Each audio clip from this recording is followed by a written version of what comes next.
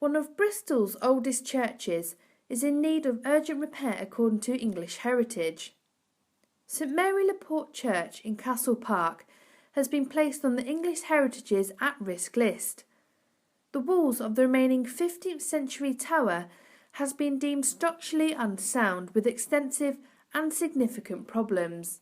The Maryport Church is on the register, has been put on the register this year because of, there's various issues. One is the actual remains of the church, the earlier remains, the one that relates to the 12th century, and they are in need of urgent repairs. There is some various issues relating to the walls being in need of repair, consolidation, vegetation coming through. The walls are basically crumbling down. And there's also a separate issue, which is antisocial behaviour going on where the church is, and that's why part of the church, the 15th century tower, has actually been a gate was erected there, I think around 2006, to protect it from graffiti and other episodes of vandalism. This church was in fact bombed during the Second World War, leaving only the tower standing, and today it is surrounded by the Norwich Union and the Bank of England buildings. The remains of the nave walls, which are accessible, are obviously exposed to the weather. There is vegetation going through it, and that makes them structurally unsound. So first of all, you'll need to have a condition survey done to assess exactly what needs to be done and repair them, consolidate them.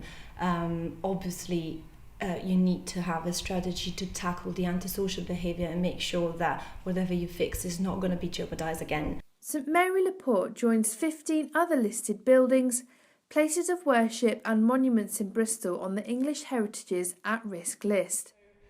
Some of the buildings on the at-risk register have been there a very long time, since the register was set up, unfortunately, and we are constantly having these in mind and seeing where we can intervene.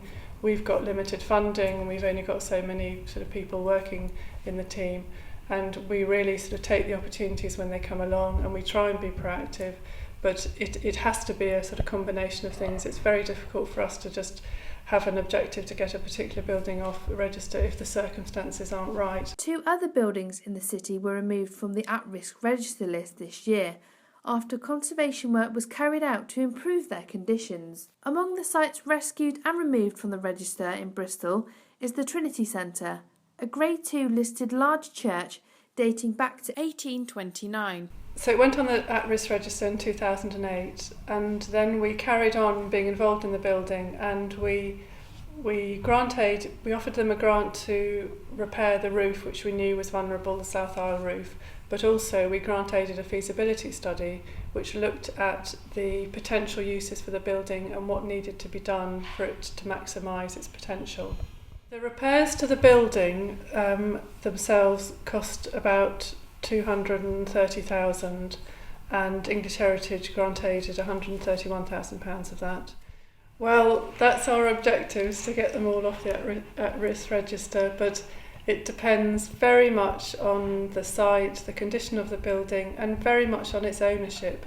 But in the end, sometimes after a decade, a building will eventually come off the register, and so we know that sometimes it's a long time scale. Sometimes it isn't, and we just all work hard to do the best we can. I'm Rachel Clark for Made in Bristol TV.